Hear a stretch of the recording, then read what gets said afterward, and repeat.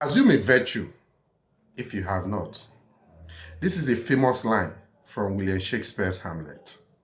And what is it speaking to? It is speaking to what is called the law of assumption. And what is the law of assumption? The law of assumption is the changeless law that shapes the outcome of our physical world. So it's a very important law. And this is what we want to explain to you today, because you need it for transformative living. My name is Abuchi from the Deaf Foundation, an organization that teaches the Bible as a map of inner transformation. We are a non-religious organization, and we teach the Bible as a tool that helps you operate your world of psychology. And what do we mean by that? We mean that the Bible is the greatest psychological book that has ever been written, and not a book of religious dogmatism, as you are being taught currently in the Christendom.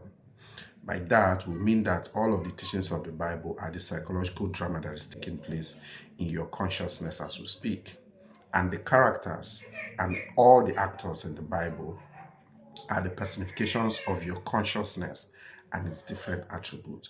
Join us every Sunday at 9 a.m. on Ghent Facebook page and Deaf Foundation IP YouTube channel for our live sessions where we reveal the original deeper meanings of the Bible teachings, which is the event or the drama that is taking place in your psychology. What is the law of assumption? The law of assumption is simply your concept of self, those ideas you have about yourself, and by the way, others, how you see yourself, the deeper level of how you see yourself. And that's why Shakespeare, in that famous line in Hamlet, he was advising, assume a virtue if you have not. Currently, you have a particular assumption of self. Change it. That's the only way to alter what you're seeing in your physical world. You don't need any pastor to do that for you. You have the power, and the power is operated with the law of assumption, a changeless principle that is about what you put, you get what you put. As a man soweth, so he shall reap. Okay? And that's why if you go to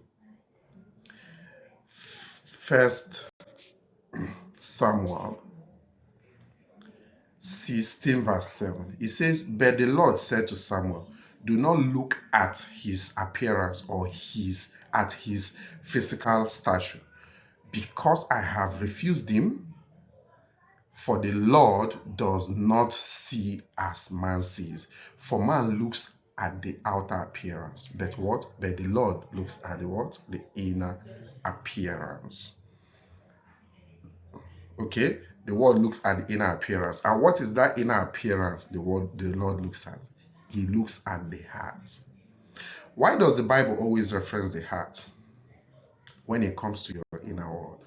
It's because the heart is the seat of feeling.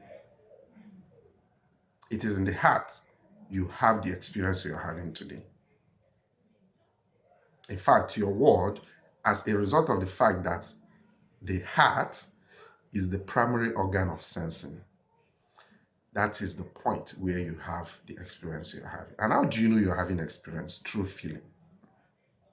So if you need to assume a virtue, take a position that you have been longing for. Take that position as though it has already been fulfilled. And how do you do that? Is to change the feeling here. Because feeling is the secret of creation. That's why Proverbs said, as a man thinketh in his heart. You can see this 1 Samuel. God looks at the heart. So it doesn't matter what you say with your mouth verbally, how you act in the physical, like the things that are happening around you in your visible world. What matters? What the Lord looks at, which is that which will be outpictured in your screen of space is your heart. So that means as you feel, so will be your outer world. That's what it simply means. That's the long and short of it.